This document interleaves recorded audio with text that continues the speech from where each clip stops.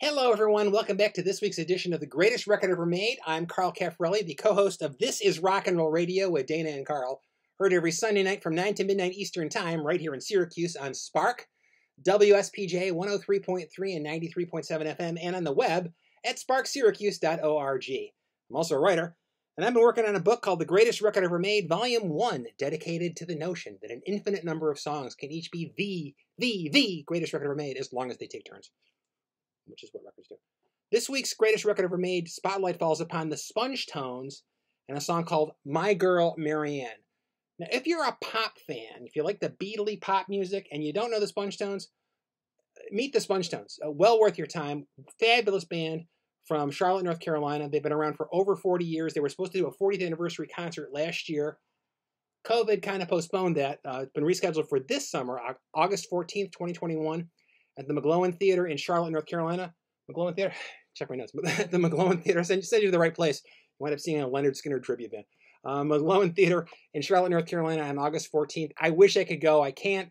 So if you're in the area and you're able to go, please do on my behalf and tell them Dana and Carl sent you. I've been a fan of the Spongetones for a good long time. It took me a little while. I didn't get hip to them until the early 90s. Some pop bands I knew, principally Greg Agario, friend of mine out in California, was talking about how great they are. I came in with their Oh Yeah album, which was my first Spongetones purchase. I went back and got, I don't know, maybe a few more. Mine, oh mine. And the greatest hit set here, which is always by my side when we do live editions of This is Rock and Radio, like we used to do back before the virus shut everything down. I've been corresponding with Jamie Hoover and Steve Stokell from the Spongetones for a good many years. Steve Stokell actually was going to come up and do the show, This is Rock and Radio, with us live last year. Had vague plans that we were trying to firm up. He's going to come up with Joel Tinnell, who is in a group called Pop Co-op with Steve, fabulous group called Pop Co-op. And again, the virus postponed that. We hope that will still happen someday, back when we get back to doing live shows and the pop world returns to something resembling normalcy. This edition of The Greatest Record Ever Made is based in part upon an entry I wrote for the Spongetones in 2017 when they were inducted into Aaron Kupferberg's Power Pop Hall of Fame. And that piece, in turn, drew some inspiration from a piece I wrote about the Spongetones in the late 90s for the book Music on Rock. Now let's see what this book has to say about My Girl Marianne. The Spongetones, My Girl Marianne, written by Steve Stokell, produced by Jamie Hoover, from the EP Torn Apart, the Repeat Records label, RIPETE, 1984.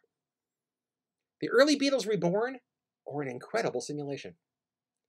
Taking inspiration from the Fab Four, Charlotte, North Carolina's phenomenal pop combo, the Spongetones, have delighted discerning pop fans with avowedly Beatlesque hooks and harmonies. The group's earliest efforts are engaging pastiches of Beatles 65, much like the Ruddles played straight, with each tune a familiar-sounding rummage through the British Invasion songbook.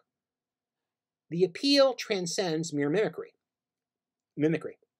Its magic lies not in where the group nicked its initial tricks, but in the self-assured manner in which such thefts become irresistible new pop confections.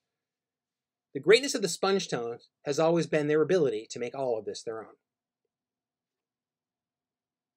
Now, yesterday and today, our theater's been jammed with newspapermen and hundreds of photographers from all over the nation, and these veterans agreed with me that the city has never witnessed the excitement stirred by these youngsters from Liverpool who call themselves the Beatles.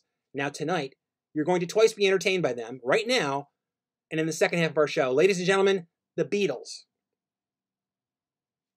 I can't say for sure that Jamie Hoover, Steve Stokell, Pat Walters, and Rob Thorne, the four young lads who would one day form the Spongetones, were all sprawled in front of black and white TV sets on the evening of February 9th, 1964, eagerly awaiting old stone-faced Ed Sullivan's special guests, the Beatles. But I bet you they were. They must have been. Because in America, that's where everything we call power pop started. It's not that the Beatles were the first great rock and roll act. They were preceded by their own greatest influences, by Chuck Berry and Little Richard, Buddy Holly, Arthur Alexander, the Everly Brothers, Carl Perkins, Larry Williams, Jerry Lee Lewis, Motown, the Shirelles, and King Elvis I, plus those California guys, the Beach Boys. But pop mania The notion that the kids could make a noise heard round the world. The Beatles weren't the first there either, but they were the ones that made it permanent, unstoppable. In 1979, a decade and a half after the Beatles invaded and prevailed, that unstoppable mop-top juggernaut begat the Sponge-Stones. The Beatles were a product of everything around them, their sound shaped by every imported American 45 they heard and every tinny AM signal they tried to tune in. The same was true of their followers, and it was certainly true of the Sponge-Stones. The Sponge-Stones listened to the Beatles, the Byrds, the Hollies, the Dave Clark Five, Motown, and every other pop sound that ever mattered. They listened. They learned. They created.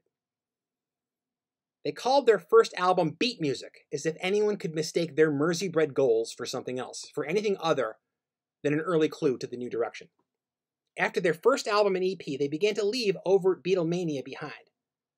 But they have continued to make stirring, timeless pop records that distill and expand upon the inspiration provided by the fabbest of sparks.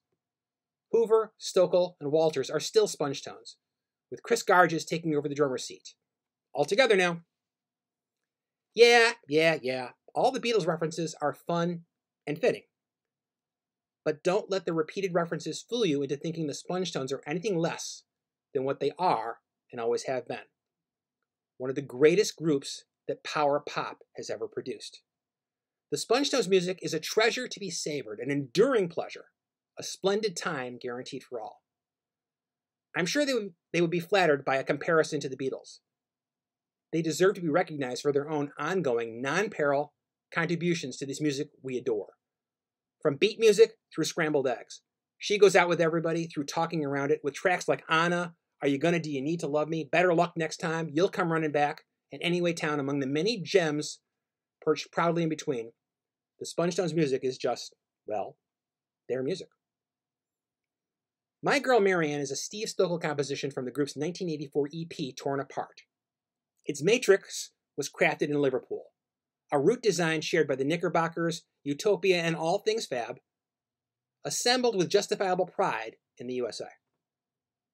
The influence is evident and eager, yet more than mere imitation, in the same sense that the Beatles' Thank You Girl was more than a mere imitation of the Isley Brothers. It's something new. And it's irresistible. The guitars combust, the harmonies sail, the beat and the music surge, and the singer expresses his own giddy delight in the rat-a-tat sound of his chatty lover's extended soliloquy. Pop songs that complain about a woman who talks too much are a dime a dozen. In My Girl Marianne, Marianne has a lot to say and not enough minutes in the day. Our hero hangs on each syllable, reveling in the reward of how every word makes him love her more. Yes! The word is love. And that love is as pure as the pop music we adore. Keep talking, Marianne. Thank you for joining me this week for the greatest record ever made. Below you will see options to tip and support and subscribe. I will include a link to the earlier version of this, which was more about the Sponge-Stones, as it appeared on the Power Pop Hall of Fame, just so you can read along. Follow the bouncing ball. This Sunday night, June 13th, 2021, we've got something new from Steve Stokel. We'll be playing a lot of Steve Stokel music, and, well, I can't tell you any more about it. Just tune in, Sunday night from 9 to midnight Eastern Time, sparksyracuse.org. And I thank you for joining me this week for the greatest record ever made.